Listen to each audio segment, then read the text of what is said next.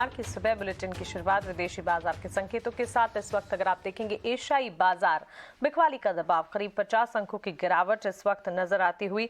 तमाम Asian markets की अगर बात करें, कोरिया और जापान के बाजार में भी कमजोरी इस वक्त हावी होती हुई दिख रही है। तो एशियन मार्केट से बिकवाली का दबाव है। वहीं महंगाई में कमी की एक रिपोर्ट आई है जिससे अमेरिकी बाजार में एक एक्शन नजर आया है और इस एक्शन के बाद हमने देखा डाउ, नैस्डैक और S&P में दिन के निचले स्तरों से वॉलेटाइल ट्रेड जरूर दिखे, लेकिन निचले स्तरों से बाजार संभलते हुए भी नजर आए। इसके अलावा ग्लोबल सेंटिमेंट्स की अगर बात करें, रशिया की इन पर्टिकुलर पोलैंड में जो रूस की मिसाइल गिरी है उसके ठीक बाद एक एक्शन भी आता हुआ दिखा है। क्या है ये सारी की सारी खबरें, कौन से ट्रिगर्स हैं जो कि ग्लोबल इम्पैक्ट काफी ज्यादा डालेंगे और साथ ही ग्लोबल सेटअप में क्या कुछ अहम है ये जान लेते हैं। एक बार पूजा हमारे साथ ग्लोबल सेटअप लेकर जुड़ी है, साथ ही शरद भी। उसके बाद हमें खबरों वाले शेयर्स और आज के लिए इंपॉर्टेंट ट्रिगर्स बताएंगे। पूजा, गुड मॉर्निंग। बताएं, विदेशी बाजार में तो काफी कुछ हो रहा है। जी गुड मॉर्निंग मानसी। काफ़ी सारे डेवलपमेंट्स हो रहे हैं, हम आपके सामने एक एक करके रखते हैं। सबसे पहले अमेरिकी बाजारों में जो कल रिएक्शन दिखा उस पर बात करते हैं। शुरुआत अच्छी हुई थी, बाद में हल्के नीचे आए थे, लेकिन उसके बाद जब अक्टूबर होलसेल प्राइस के आंकड़े आए वहां पर 0.2% की बढ़त हुई जो कि अनुमान से कम थी। उसके बाद निचले स्तरों से एक अच्छी तेजी देखने को मिली। 200 अंकों की करीब रिकवरी डाउ जोन्स में दिखी और नैस्डैक इंडेक्स में भी काफी अच्छी रिकवरी हुई। तो कल अच्छी रिकवरी के साथ अपने ऊपरी स्तर के आसपास ही यूएस के बाजारों की क्लोजिंग देखने को मिली। तो महंगाई के आंकड़ों के बाद एक कॉन्फिडेंस मिला।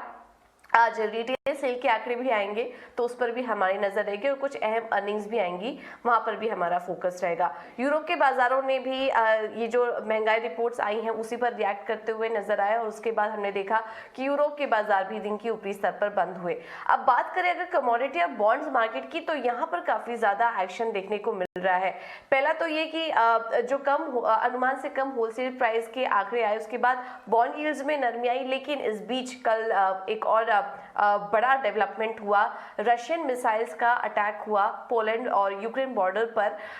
ये अटैक नहीं हुआ, ये मिसाइल वहां पर एंट्री ली, उसके चलते 2 लोगों की मौत भी हो गई। इसका पर इन्वेस्टिगेशन अभी भी जारी है, लेकिन उसके चलते काफी ज्यादा डिस्ट्रप्शन देखने को मिल रहा है। अभी एक अपडेट भी आया है कि जो बाइडेन ने इमरजेंसी मीटिंग भी बुलवा ली है G7 और नाटो लीडर्स की बीच की, और इस पर वार्तालाप भी चल रही है। तो ये एक डेवलपमेंट हुआ है और हमने देखा कि इसके बाद सोना जो है, जब नर्वसनेस का माहौल हुआ पूरे स्पेस में तो कमोडिटी मार्केट्स में, तो हमने देखा कि सोना भी इसके बाद 3 महीने के ऊपरी स्तर पर पहुंच चुका। कच्चे तेल में भी तेजी आई इस खबर के बाद, क्योंकि फिर ऑयल डिस्ट्रप्शन की भी खबरें निकल कर आने लगी। ड्रुजबा ऑयल पाइपलाइन में डिस्ट्रप्शन के कारण यूरोप के कुछ सेंट्रल और वेस्टर्न देशों को ऑयल सप्लाई नहीं हो पा रहे हैं ठीक से, उसके चलते हमने देखा कि कच्चे तेल में भी एक हल्की तेजी आई है। तो कमोडिटी मार्केट में भी काफी ज्यादा एक्शन है और ये जो अपडेट निकल कर आ रहे हैं इस पे क्या एक्शन होता है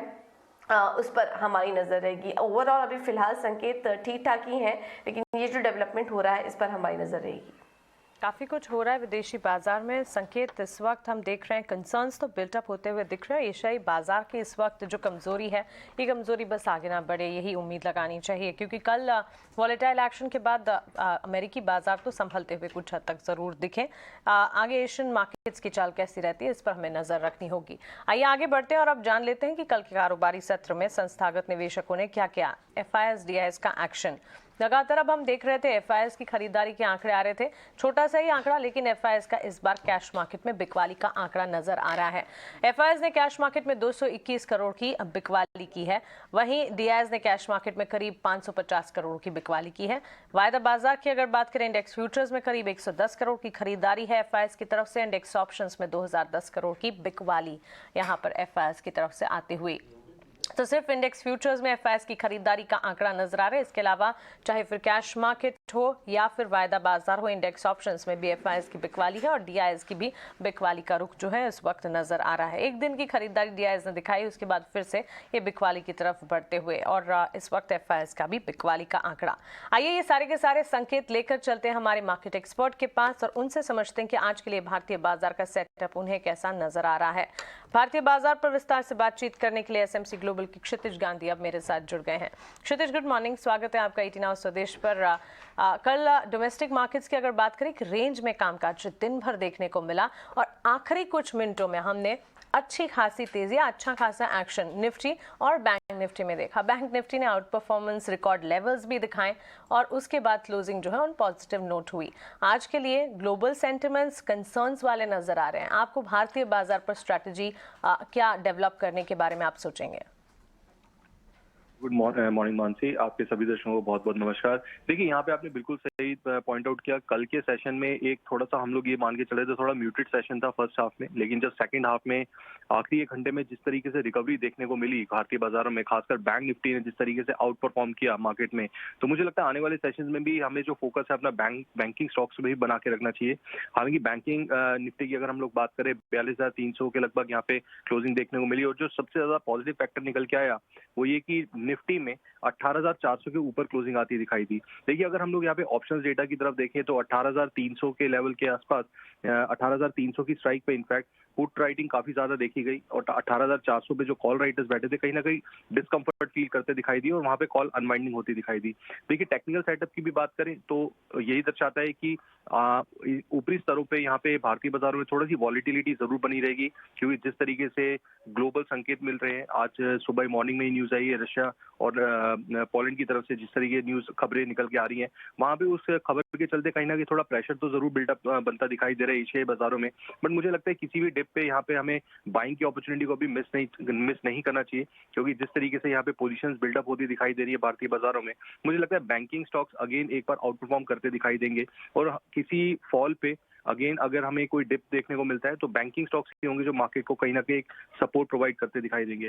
देखिए, अगर यहाँ पे हम टेक्निकल लेवल की तरफ देखें तो निफ्टी में जैसे कि मैंने आपको बताया 18,300 पे काफी स्ट्रॉन्ग पुट राइटिंग देखी गई है, तो 18,300 एक अहम लेवल माना जाएगा एज अ सपोर्ट लेवल।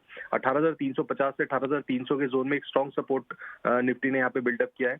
वहीं पे रेजिस्टेंस की बात करें तो 18,450 से 18,500 के जोन में एक इमीडिएट हर्डल निफ्टी के लिए यहाँ पे काम करेगा। वहीं पे बैंक निफ्टी की बात करें तो 42,200 से 42,000 का जो जोन है एक स्ट्रॉन्ग सपोर्ट की तरह काम करेगा और अपसाइड की अगर बात करें तो 42,500 से 42,700 के लेवल जो है एक रेजिस्टेंस की तरह काम करेंगे। तो ओवरऑल नजरिया तो देखिए स्टिल हमारा अभी बाय एंड डिप्स का ही रहेगा, वॉलिटिलिटी बिल्कुल बनी रहेगी। अब इनफैक्ट कल के सेशन में हम एक्सपायरी की तरफ भी मूव करें, वीकली एक्सपायरी की तरफ, तो उठा पटक के साथ तो यहाँ देखिए बिल्कुल एक्सपेक्टेशन रखनी चाहिए। बट किसी भी डिप पे आई विल अगेन किसी भी डिप पे हमें बाइंग की ही अपॉर्चुनिटी यहाँ पे तलाश करनी चाहिए। गिरावट में खरीदारी के ही मौके ढूंढे जाए। मार्केट का अंडरटोन जो वो अब भी पॉजिटिव इस वक्त नजर आ रहा है और इसी के चलते ये राय एक्सपर्ट की तरफ से। बैंकिंग स्टॉक्स पर आपने अपना पॉजिटिव आउटलुक बताया क्षितिज, फिर बताइए स्टॉक स्पेसिफिक रिकमेंडेशन क्या होंगी? कौन से सेक्टर्स तो इनफैक्ट बैंक आपको पसंद आ ही रहे हैं, स्टॉक्स कौन से सुझाएंगे?